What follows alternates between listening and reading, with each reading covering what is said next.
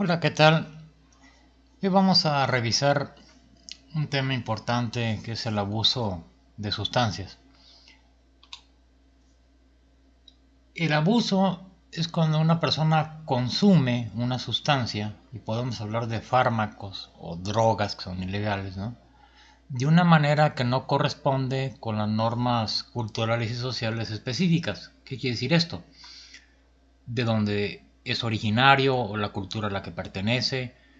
Porque en algunos países el consumir, por ejemplo, algo que nos consideramos como droga, ¿no? Por ejemplo la planta de coca, ¿no? En otros lugares es común, o alguna otra sustancia es normal en esa cultura hacerlo y para nosotros en México no.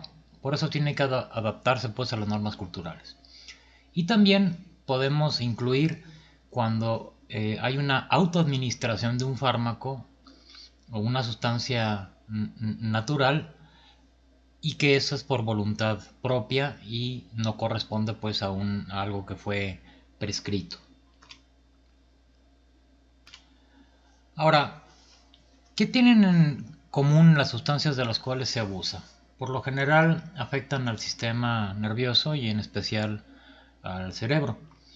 Pueden ser naturales, pueden ser sintéticas, aquellas por ejemplo que se diseñan, que se llaman drogas por diseño en un laboratorio ilegal, pero también habrá que recalcar que el abuso de alguna sustancia o algo que conocemos como droga no siempre es ilegal. Entonces, no toda sustancia de abuso es una droga y algunas drogas no siempre son ilegales.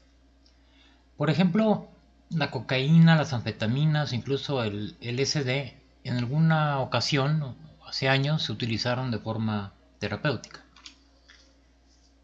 ¿Qué pasa cuando se convierte la acción de consumir en algo repetitivo, en el caso de una sustancia o de un fármaco? Esto es una adicción y se acompaña de un deseo irrefrenable de consumir. Obviamente puede tener consecuencias, primero, sobre la salud, pero también en términos sociales, ¿no? De segregación o falta de aceptación, precisamente por estar eh, haciendo ese tipo eh, de comportamientos. ¿Qué variables pudieran predecir una adicción? Es imposible en una persona predecir si va a abusar o no de una sustancia. Pero ¿qué factores pueden ser o qué variables pueden ser los que empujen a alguien?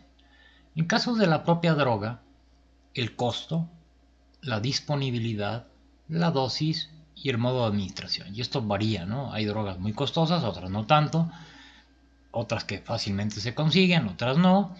Se pueden comprar pequeñas dosis.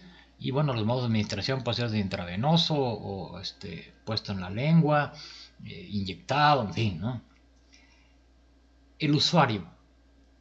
Mucho tiene que ver también lo que es el comportamiento genético, las enzimas que un organismo tiene para saber si es o no más propenso a una droga. Pero por lo general el usuario que consume es alguien que tiene una personalidad, vamos a llamarlo, temeraria. Tiene experiencia previa con el abuso de algunas sustancias o pudiera padecer alguna enfermedad que en ese momento se tuvo que utilizar cierta sustancia, cierto fármaco para su tratamiento, pero ahora lo toma con fines recreacionales. Y el otro gran tema es el ambiente. O sea, los compañeros, obviamente la educación, las normas sociales en su conjunto, determinan también que alguien siga o no un comportamiento, ¿no? El que alguien lo tachen de algún apelativo porque no le entra, ¿no? A una droga, siquiera a probarla, y recordar que hay drogas que con una sola probada se puede uno enganchar. Entonces, ese tipo de ambientes no son propicios, ¿no? Estas malas amistades, vamos a llamarlo así, también son generadoras. Ahora, una adicción también puede empezar producto de una necesidad legítima del uso de un fármaco. Por ejemplo, para tratar el dolor o para tratar trastornos del sueño. Los medicamentos que se prescriben con regularidad rara vez causan adicción si se utilizan a la dosis mínima eficaz y por el menor tiempo necesario. Si cualquiera de estas variables las alteramos, entonces sí va a causar un problema. Entonces, podemos llegar a tener una dependencia real a una droga, que es el deseo abrumador, irresistible de consumir. No se puede dejar de tomar simplemente. Y hay dos tipos de dependencias, la física y la psicológica. La física es una alteración, el nombre lo dice, en la condición física, cuando el sistema nervioso se adapta al uso repetido de la sustancia. Cuando se suspende el consumo hay algunos síntomas molestos que se presentan y a esto se le conoce como abstinencia. Ejemplos de sustancias que pueden causar dependencia física están los opiáceos como morfina, heroína, los sedantes, los estimulantes, el alcohol, incluso la nicotina. En el caso de dependencia psicológica, no hay un malestar físico al suspender el consumo, pero persiste un deseo de seguir consumiendo, a pesar de lo que pueda traer consigo eso, ¿no? O sea, cuestiones hasta económicas, ¿no? Gastar en drogas o en fármacos o problemas inclusive físicos. Y esto también tiene una asociación con el ambiente familiar y con los contactos sociales. Y este deseo persiste por meses o por años, y este anhelo psicológico es el causante de las recaídas en los tratamientos. Ya cuando alguien iba muy bien, pero ese deseo persiste y puede ocasionar que alguien pues recaiga simplemente y vuelva a consumir.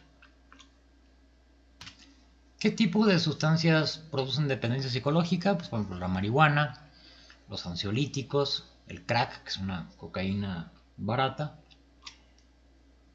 Y les hablaba del tema abstinencia, y hay un síndrome de abstinencia que incluso se puede tratar con medicamentos y que puede ser muy severo, sobre todo, voy a poner ejemplos, en el abuso del alcohol o de algunos sedantes. Y bueno, parte de este síndrome de abstinencia y de ese tratamiento general es que bueno, la gente que tiene esta frecuencia de abuso de alguna sustancia, el ambiente nuevamente se insiste en que se recomiende alejarse de los contactos sociales que pudieran haber sido una mala influencia. Por ejemplo, en el caso de los opiáceos, produce sudoración excesiva, inquietud, dilatación de las pupilas, piel como de gallina, agitación, temblores, aumento de la frecuencia cardíaca, la presión, náusea, vómito, calambres, dolores abdominales, espasmos musculares, pérdida de peso. Todo esto puede ocasionar el síndrome de abstinencia de opiáceos. En caso de barbitúricos y otros sedantes similares, puede incluso dar insomnio, ansiedad, cólicos también, temblor, falta de apetito, convulsiones, reacciones cutáneas, alucinaciones y delirio. En el caso de las benzodiazepinas, generalmente es insomnio, inquietud, nuevamente dolor abdominal, náusea, sensibilidad al ruido y a la luz, dolor de cabeza, fatiga y espasmos musculares. En el caso del alcohol, temblores, fatiga, ansiedad, calambres abdominales y en casos graves, alucinaciones, que esas son acompañadas de confusión, incluso de convulsiones y delirio. Y este es un extremo de la abstinencia del alcohol que se conoce como delirium tremens, o sea, como tremendo delirio. En caso de cocaína, anfetaminas, depresión, ansiedad, fatiga y mucha hambre. En el caso de la nicotina, irritabilidad, inquietud, dolor de cabeza, aumento del apetito, incapacidad para concentrarse, bradicardia, hipotensión. En el caso de la marihuana, irritabilidad, inquietud, insomnio, temblores, calofríos, pérdida de peso. En el caso de los alucinógenos, aunque rara vez se presentan, va a depender de la droga en específico. Y esto puede ocasionar, por ejemplo, ataques de pánico, confusión, incluso flashbacks, estos como recuerdos de eventos pasados, ¿no? Ahora, en el caso del alcohol etílico, si bien los síntomas de una persona intoxicada son muy identificables, nunca sabemos si es lo único que ha tomado. Cuando se toma alcohol con alimento, ¿no? Se retarda el inicio de la absorción, entonces eso ayuda a que no tenga el efecto tan rápido. El metabolismo del alcohol es bastante lento y es constante, y curiosamente en una abstinencia incluso pudiera tratarse con benzodiazepinas. ¿Qué pasa con el consumo crónico? Bueno, aquí pasamos a toda otra gama de problemas, de afectaciones a la salud, falla hepática por una cirrosis. Mencioné el tema del delirium tremens, cuando hay un consumo por mucho tiempo y se suspende, entonces se presenta este cuadro. Y también para el tratamiento, lo pongo de pasada, pero bueno, hay algunos medicamentos anticonvulsivantes que pueden utilizarse para el tratamiento y para evitar recaídas en el consumo. Los cannabinoides se obtienen de una planta de cáñamo llamada Cannabis sativa, la conocemos comúnmente como marihuana o hashish, y el ingrediente responsable para la mayoría de las propiedades psicoactivas, o sea, la parte que te pone en órbita, es el THC o tetrahidrocannabinol.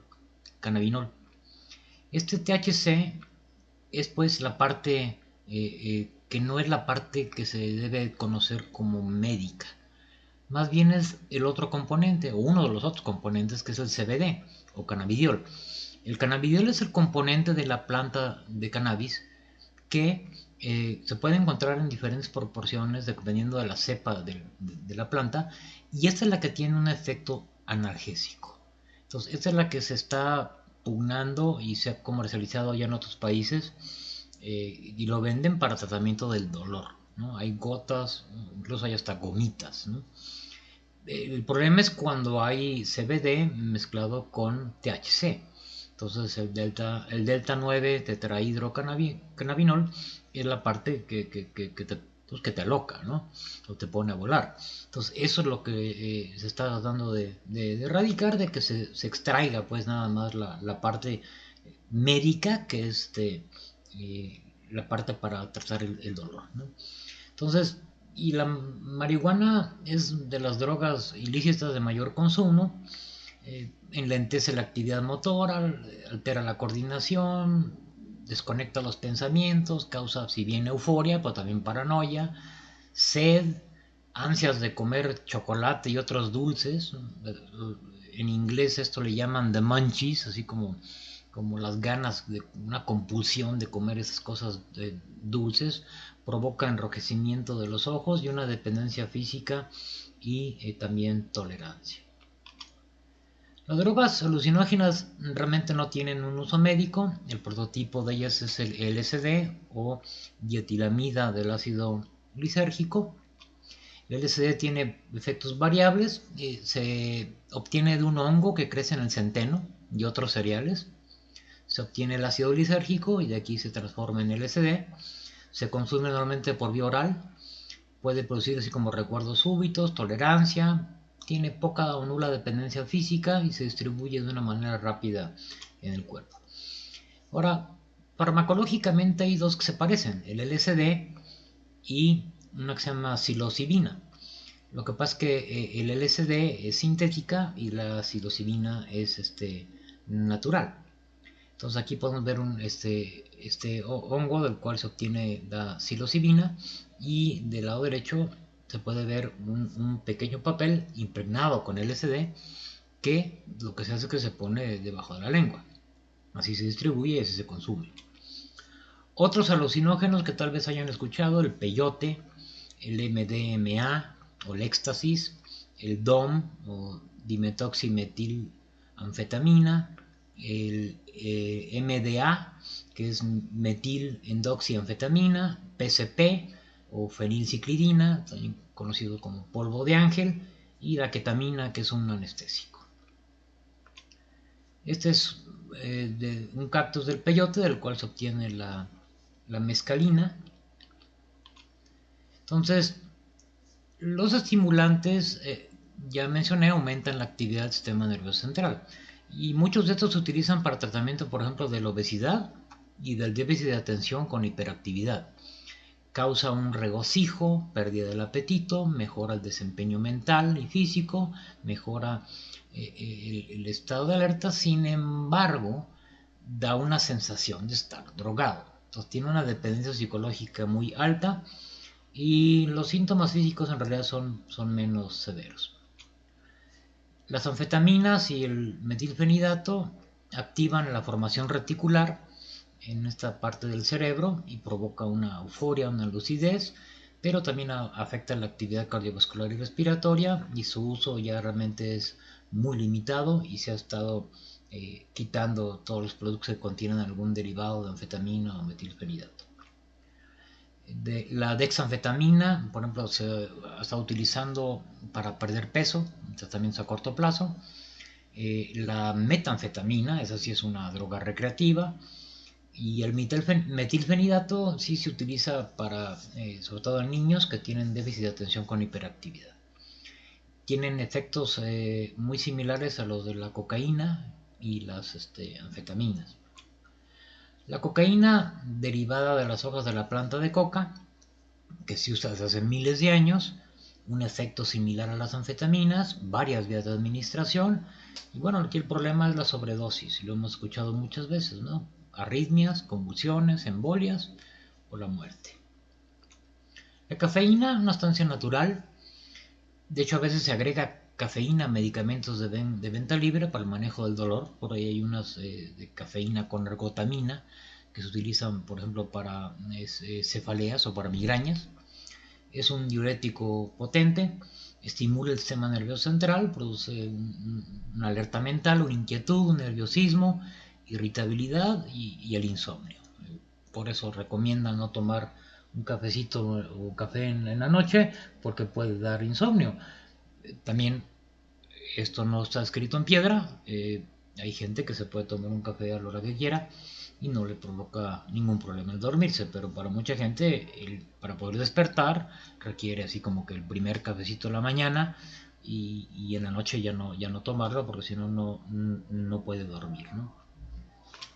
La nicotina, su efecto cancerígeno, carcinogénico es bien conocido, afecta al sistema nervioso, el sistema cardiovascular, el sistema endocrino, estimula el sistema nervioso central, produce una dependencia psicológica y física. Y esto viene por un uso frecuente por muchos años. Entonces, ¿qué puede hacer la enfermería en el tema del abuso? Bueno, en cuanto a prevención, diagnóstico y tratamiento. Por eso hablaba yo hace rato que en el interrogatorio es importante incluir el posible abuso de sustancias. Hay que preguntarlo sin pena y explicar que es precisamente con motivo de obtener una historia completa para que durante, por ejemplo, una estancia hospitalaria, al combinarse con algún otro medicamento, no vaya a haber un problema. ¿Tomaremos una posición frente a un abuso? Posiblemente una posición firme, pero también al mismo tiempo compasivo, en el sentido de que esta persona requiere un tratamiento. Habrá que encauzarlo para que lo reciba y, si es posible, involucrar a la familia para que ese manejo, todo el mundo esté enterado y sea un manejo integral. No se trata de regañar y meterle miedo, susto o verse mandón o verse prejuicioso. Al contrario, sí ser enérgico, mire, esto le puede provocar X, Y o Z, pero hay opciones de manejo, se pueden dar, lo puedo contactar con el área correspondiente o alguien puede venir a valorarlo, en fin. Ahora bien, en el caso que detecten drogas de abuso intravenosas, recuerden que este es un gran problema en el tema de que luego andan compartiendo jeringas o agujas. Y entonces esto nos debe de alertar rápidamente también a nosotros a protegernos, a tratar ese tipo de pacientes. ¿Por qué? Porque pueden tener VIH, pueden tener hepatitis, e incluso pueden tener tuberculosis por un debilitamiento del sistema inmunológico. Por supuesto que habrá que también estudiar a esos pacientes por estas condiciones. Si desconocen que las tienen, hacérselas saber. Es un tema confidencial, por supuesto, pero ellos tendrán que saber y empezar a tomar el tratamiento adecuado. Pero también como personal de la salud debemos estar atentos de que potencialmente No quisiera que todos, pero potencialmente pudiera haber alguna de estas enfermedades presentes y que nosotros debemos de tomar las debidas precauciones. Muchísimas gracias por su atención.